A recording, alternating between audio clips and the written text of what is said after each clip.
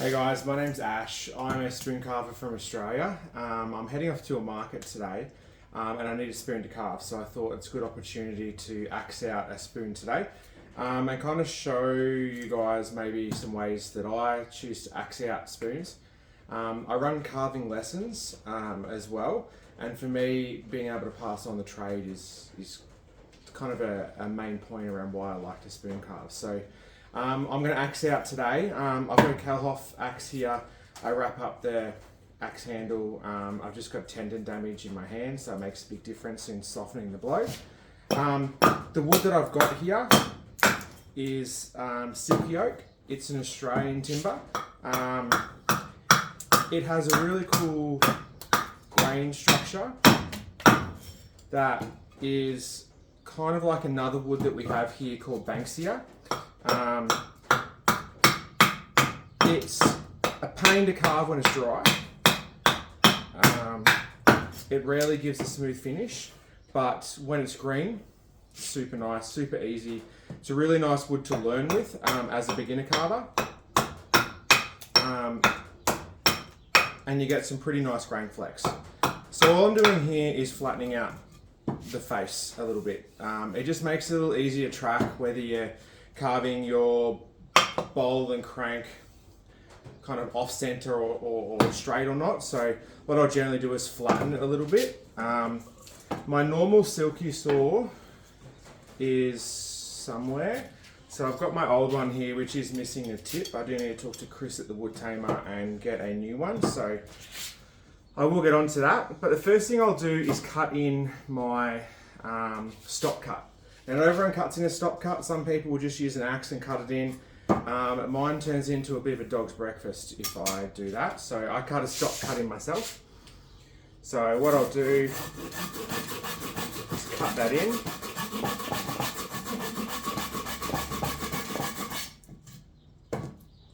I normally cut mine about 12 to 15 mil deep.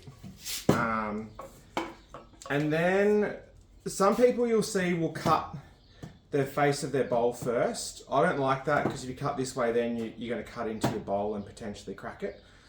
So what I'll do is I will axe out this corner, and then the face to give me a handle definition that goes kind of from the top straight and then a sweep down to the lowest part of the bowl. So I'll cut it out first and show you.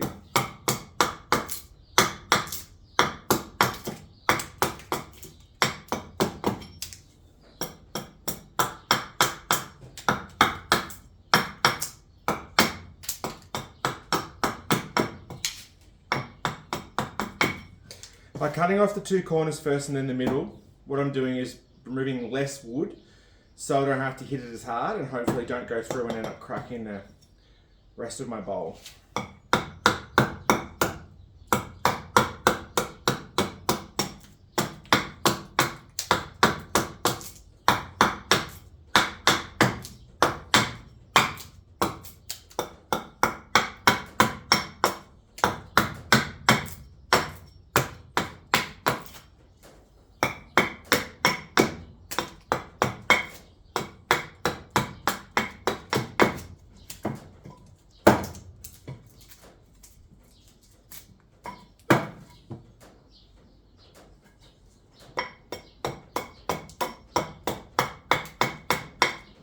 Once that's done,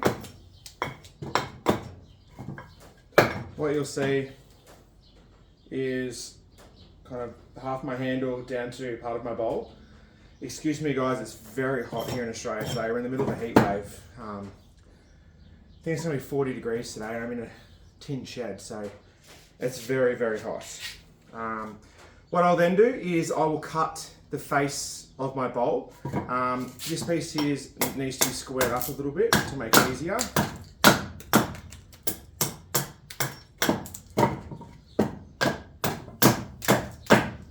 Square edge means it'll just sit square on my chopping block here.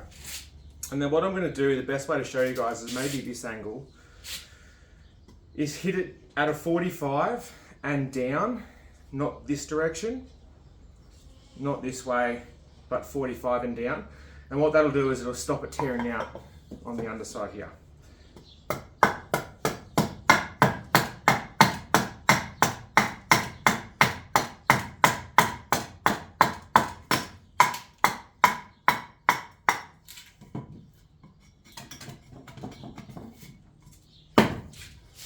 check it to see if it's square. It is. There's a little bit more that has to come off the edge. So just using the tip of my axe here to clean it up. And then clean it up down to that line. What I'm left with is essentially the shape of what my spoon will be. Now comes a controversial topic. Templates or freehand? I am a template user. I made this one myself, designed it myself. I'll quite often buy other people's templates. I'll make my own, but I don't think I've freehanded a spoon in probably 3 years. It's not my thing. I get annoyed by it. It's not straight, and what I'll end up doing is not wanting to continue carving. So what I'll do now is just trace out my shape.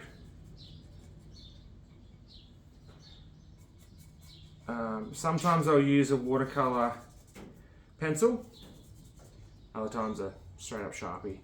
Drawing on green wood isn't easy. Not a lot likes to stick to it, to be honest.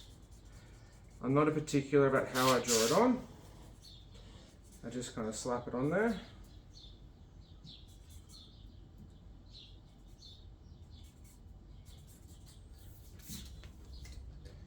And then what I'm left with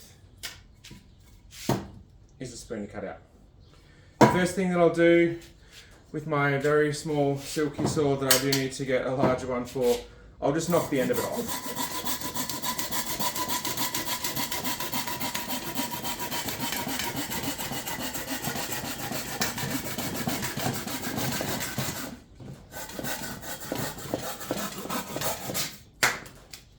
Next thing I'll do is put stop cuts in here. I put 2 stop cuts, a bit of a safety measure. Why do you add stop cuts? To stop you cutting through. If you don't have this, maybe not if you don't, but if I don't, I'll crack my bowl every time. I used to, maybe 1 in 5 spoons I would have to throw away because they would be cracked. These days, I don't think I throw away any because of the cracked bowl. So now we're left with 2 cuts here. First thing I'm going to do is remove most of this waste. We don't need most of this. When I cut this particular bit of wood, it came from a log this round. So I wasn't pretty particular about it. There's more wood than I'll probably carve before it dries. So I cut it probably a bit too thick, but just remove the bulk of it.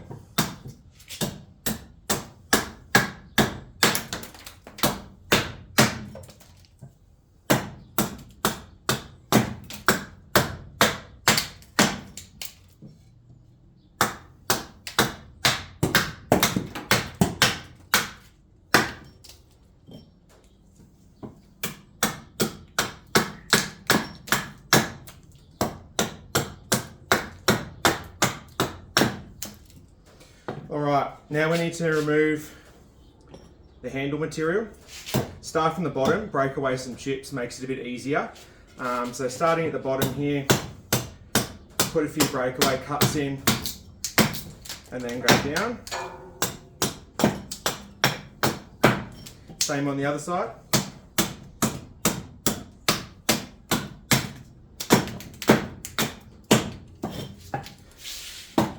And then what we want to do is go this direction, down to your stop cuts. Be careful you don't go too far. If you go too far through, what you'll end up doing is obviously splitting your bowl. I might remove a little bit more off the back of this one.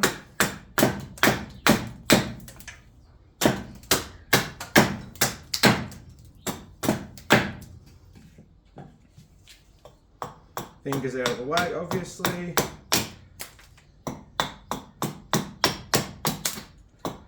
So the turn of the axe head will allow you to break away material without having to continually hit it. And there we go. There's one side. Now the other.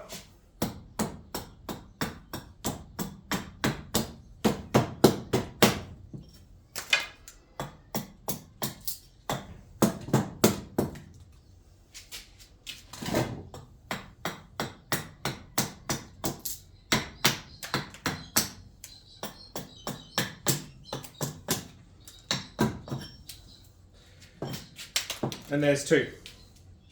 Next thing we want to do is start to remove some of the back of the bowl here. Again, some people do it first. It's entirely up to you how you do it. Still very chunky. We'll remove some more of that shortly. So starting on one side, then on the other, then off the middle. Same principle as before. It stops you removing too much bulk and having to work too hard for it.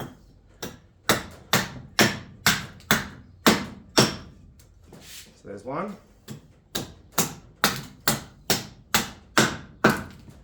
2.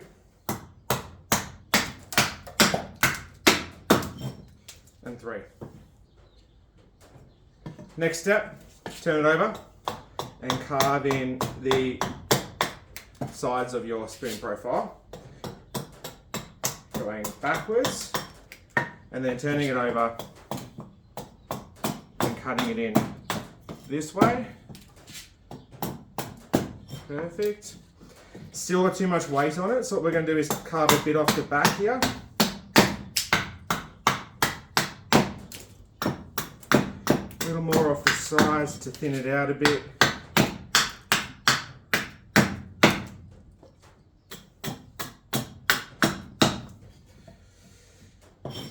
Turn it over, and now we want to carve this way, back down to here.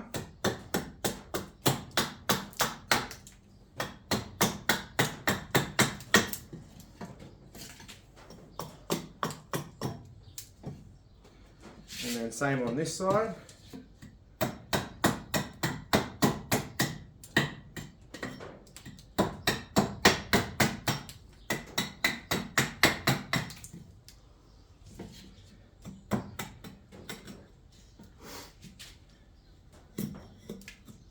Perfect.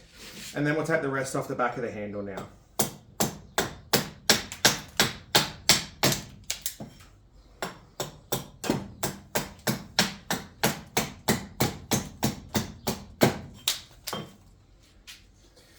Now we've got what's starting to look like a spoon. All I'm going to do now, you can choose to axe out the top of your handle or cut it. To be honest, it doesn't really make that much of a difference. I'll end up cleaning it up with a sloyd anyway.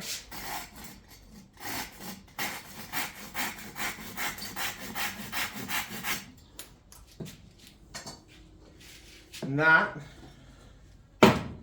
is a spoon ready for me to cut out now with a sloyd. You'll see it's got a nice sweeping profile. It's not too much on there to have to remove. Hopefully you found this video useful or helpful in any way. Thank you.